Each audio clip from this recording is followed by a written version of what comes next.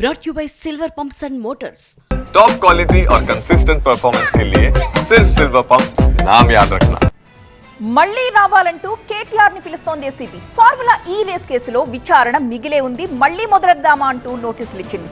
ఇక నోటీసులు అందుకున్న కేటీఆర్ వస్తా, పక్కాగా వస్తా, ఖచ్చితంగా సహకరిస్తా అంటూ రిప్లై ఇచ్చారు.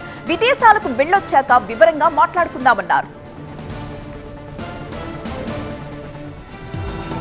ఫార్ములా ఈ రేస్ కేసులో ఈసారి ఇన్వెస్టిగేషన్ ఎలా ఉండబోతోంది? విచారణ అప్పుడెందుకు ఆగింది, ఇప్పుడెందుకు మొదలవుతోంది?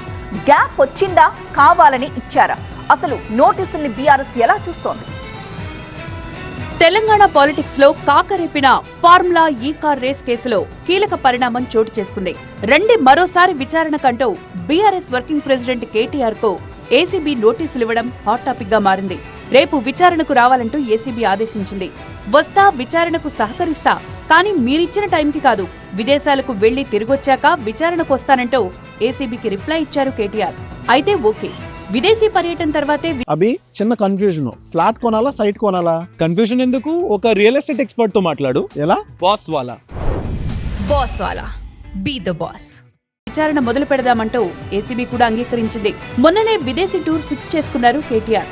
యుఎస్, యూకే వెళ్లాలని ప్లాన్ చేసుకున్నారు. ఇంతలోనే ఏసీబీ నోటీసులు ఇవ్వడం, టూర్ ముగిశాకే కేటీఆర్ వస్తానంటే ఏసీబీ ఓకే చెప్పడం జరిగింది. ఇక ఫార్ములా ఈ రేస్ పై కాస్త ఘాటుగానే స్పందించిన కేటీఆర్ రాజకీయ వేధింపుల్లో భాగంగానే నోటీసులు ఇచ్చారంటూ ప్రభుత్వంపై ఫైర్ అయ్యారు. ముఖ్యమంత్రి రేవంత్ రెడ్డి రాజకీయ కక్ష సాధింపునకు పాల్పడుతున్నారని ఆగ్రహం వ్యక్తం చేశారు. కొన్ని గంటల క్రితం హెరాల్డ్ కేసులో రేవంత్ పేరు ఈడీ ఛార్జిషీట్ లో వచ్చిందని, అందుకే ఆయన కక్ష సాధింపు చర్యలకు పాల్పడుతున్నారని ఆరోపించారు. బీఆర్ఎస్ అంటే రేవంత్ కు భయమన్న కేటీఆర్ చౌకబారు రాజకీయాలు చేస్తున్నారని మండిపడ్డారు. బీఆర్ఎస్ నేతలు హరీష్ రావు, కవిత కూడా ఏసీబీ నోటీసులపై సీరియస్ గానే రియాక్ట్ అయ్యారు. రేవంత్ రెడ్డి అభద్రతాభావంతో చేస్తున్న కక్ష సాధింపు రాజకీయాలివి, తప్పుడు కేసులు కోర్టులో నిలబడవు, సత్యమేవ జైతే అని హరీష్ రావు స్పందిస్తే తమ వైఫల్యాలను కప్పిపుచ్చుకోవడానికి, ప్రజా సమస్యల నుంచి దృష్టి మళ్లించడానికి రేవంత్ రెడ్డి చేస్తున్న కుట్ర అంటూ కవిత సీరియస్ అయ్యారు. ఎవరెన్ని ఇబ్బందులు పెట్టాలని ప్రయత్నించినా తట్టుకుని నిలబడ్డ చరిత్ర కేసీఆర్ సైనికుల్ది అన్నారు కవిత. గత బీఆర్ఎస్ ప్రభుత్వ హయాంలో హైదరాబాద్ లో నిర్వహించిన ఫార్ములా ఈ కార్ రేస్ వ్యవహారంలో అవకతవకలు జరిగాయని, నిబంధనల విరుద్ధంగా నిధుల చెల్లింపు జరిగిందన్న అభియోగాలపై కొన్ని నెలల క్రితమే ఏసీబీ కేసు నమోదు చేసింది.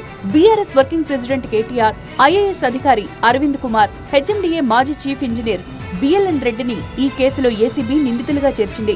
ఇప్పటికే కేటీఆర్, అరవింద్ కుమార్, బిఎల్ఎన్ రెడ్డితో పాటు ఈ కార్ రేస్ నిర్వాహకులను సైతం ఏసీబీ ప్రశ్నించింది. ఆ తర్వాత కాస్త సైలెంట్ మోడ్ లోకి వెళ్లిన ఏసీబీ మళ్లీ యాక్టివ్ అయి కేటీఆర్ కు నోటీసులు ఇవ్వడం ఇటు రాజకీయంగానూ రచ్చలేపుతోంది. మరి చూడాలి, అటు ఏసీబీ ఇన్వెస్టిగేషన్, ఇటు పోలీసుల యాక్షన్ ఎలా ఉండబోతుందో అని.